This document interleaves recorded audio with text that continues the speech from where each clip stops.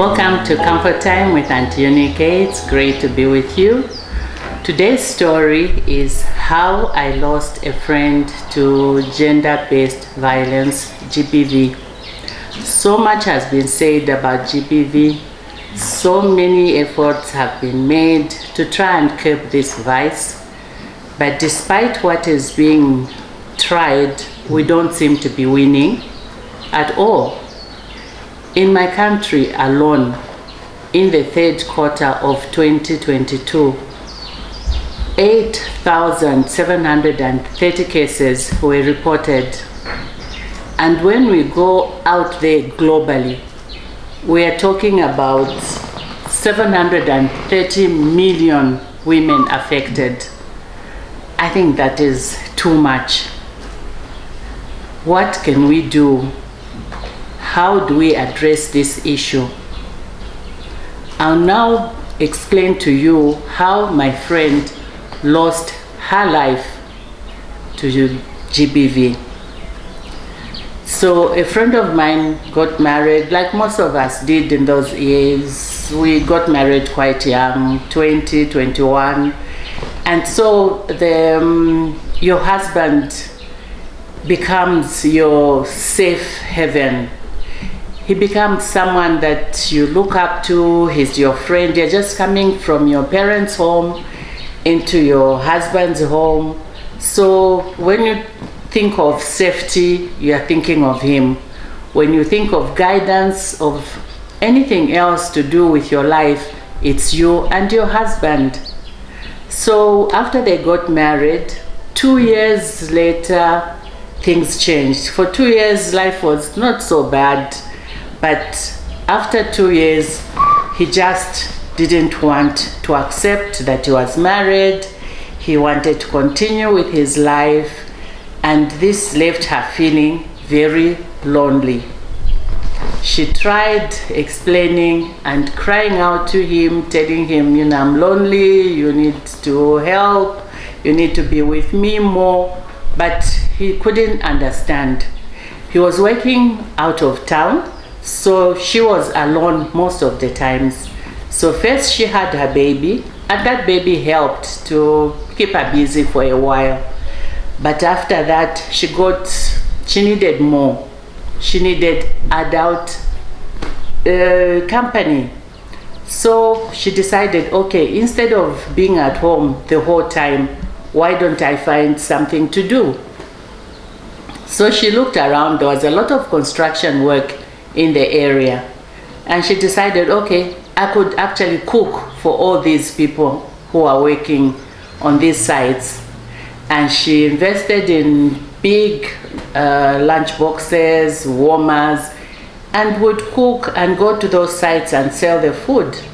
Before long, she was making so much money, and she decided she was going to surprise her husband with the money that she was making. So she invested and worked the whole day, and by the time he was coming home, she was ready. She would cook for him, and it was like she had never been anywhere. So she made so much money that she actually decided to buy a plot. Then she cooked a beautiful dinner. She was expecting her second child then, and she decided she was going to surprise her husband with the news. So at the table, she explained to him, honey, I've got great news for us. Here is the money that I've been making. I've actually bought a plot, and this is the money that's left over.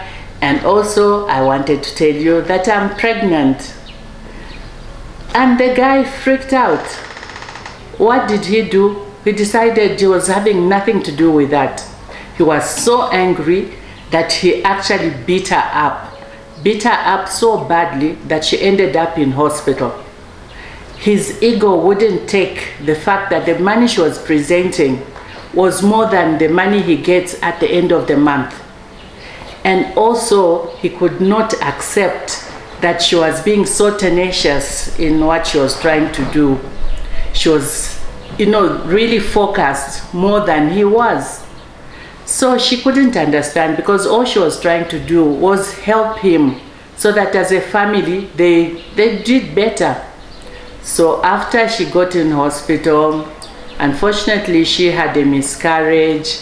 She was now scared of her husband. This is someone she looked up to, the love of her life.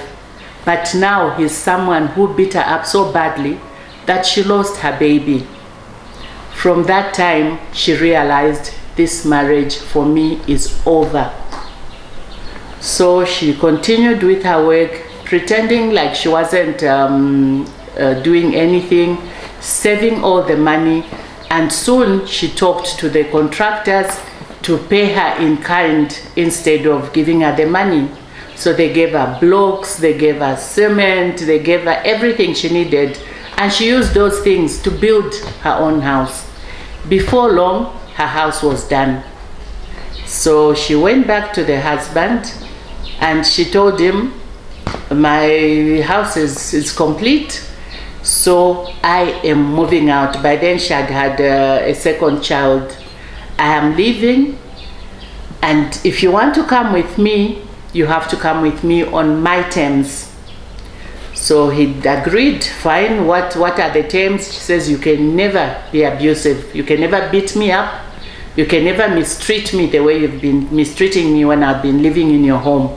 So all that disrespect ends here. Otherwise, you can remain here and I will go to my house. And of course, rentals had increased, so it was very difficult for him, and he was working out of town, so he needed a lot of money to travel every day to work. So he decided, fine, I can stop beating her up. So I'll move with, after all, I still get to have a clean house, food on the table, and I still need to have a wife when I need one. So he moved in with her. And while they were living, she continued with her work, continued making even more money, but something in her had died, that she could not get over the fact that she had lost her baby at the hands of someone who was supposed to protect her. It was very difficult. When he wanted sex, she gave in, when whatever he wanted, but her heart was not in it. So before long, she couldn't keep up with that kind of life. So one day she woke up and told him, I can't do this anymore. I can't go past what you did to me. I want to, and I wanted you to move in with me for the sake of the children. They need a father, they needed you to be with me, but it's killing me. I can't even stand breathing the same air with you, so I need out. He couldn't understand because he had not been beating her up, he had stopped, but still he couldn't understand how damaged she was because of what he did to her. So he begged her. He said, please, can we then go for counseling so that you don't throw me out? But she refused. So she left and went, and he had to leave the house because it was a house. He went and rented another place, and they proceeded to divorce. So they divorced. But he was collecting the children. Whenever it was time for him to visit the children, she would take them to a certain location where he would pick them up from. So he would pick them up, and life continued, but he felt he needed to really be with her once in a while when he's with the children. So he asked that when I'm with the children, let's do like lunch or dinner together, and then you go to your home and I take the children with me. And so she agreed. So eventually they got to talking, and then he suggested, look, just for the sake of forgiving each other so that our children can see that we are friends, can we do couple counseling? I'm not asking to be taken back, but I just want you to heal because I can still see the pain in your face. So she agreed, and they started counseling. And at the session, that's when now she opened up when they were together. She explained how he used to beat her up, how when she got married to him, he was her safe haven. He was a knight in shining armor. He was everything to her. Being an orphan, he was like a father to her. So he was such a loving guy, and she doesn't know when that changed. And now he was battering her every day, and she was so sad, and now she was terrified of him.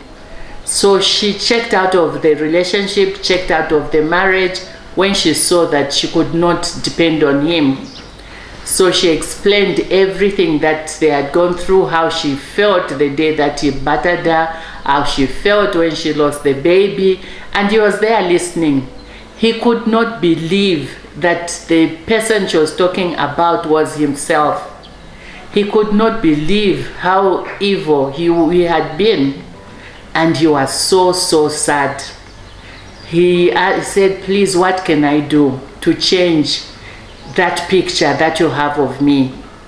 My ego was just too big. I couldn't accept that you were doing better than me.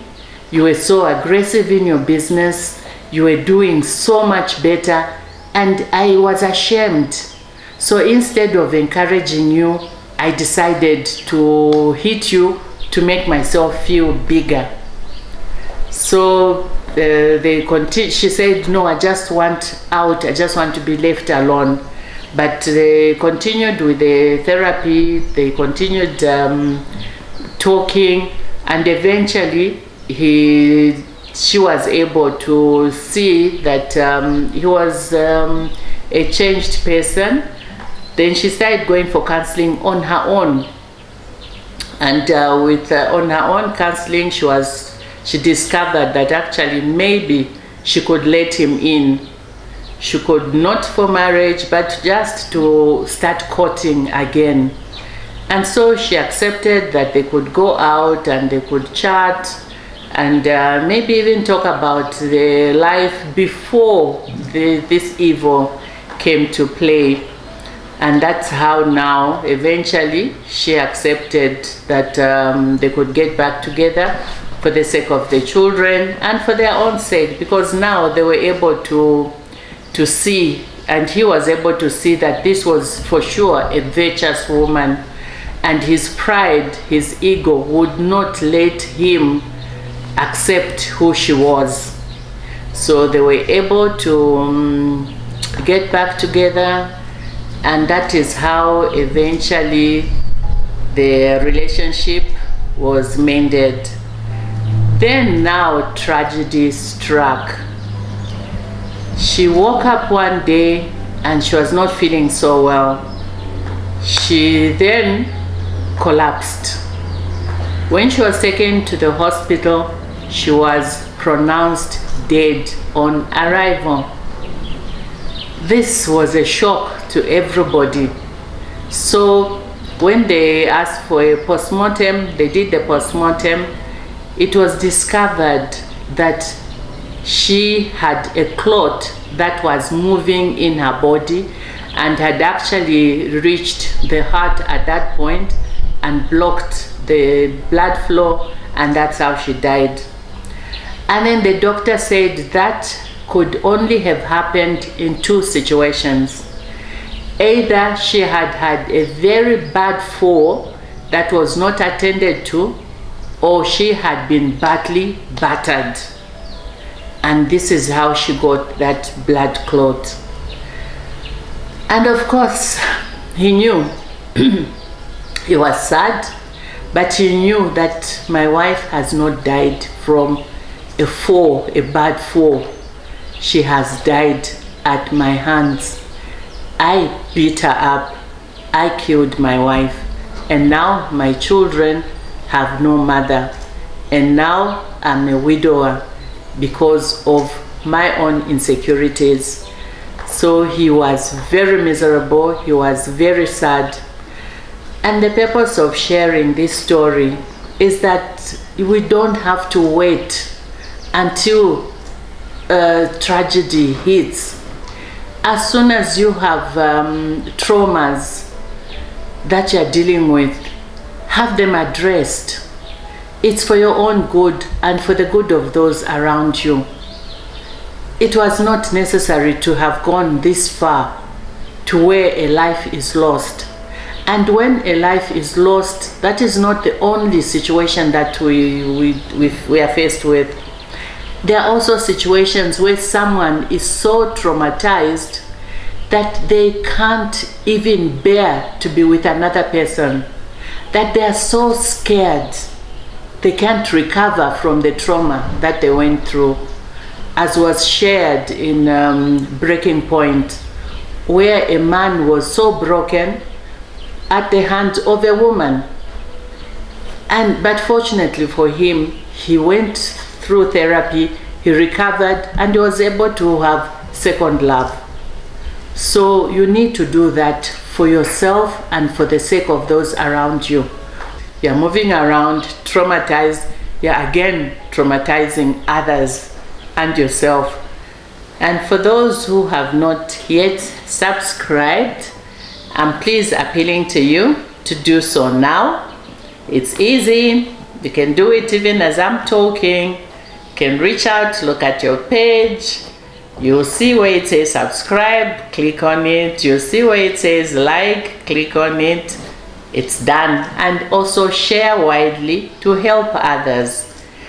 Also, do not be the only one that subscribed. Those you are sharing with, whether you're sharing the story or the actual video, you tell them to also like and subscribe. So the more people know what needs to happen, the more people will help. And it's always said, the more the merrier. Thank you for watching. See you in the next video.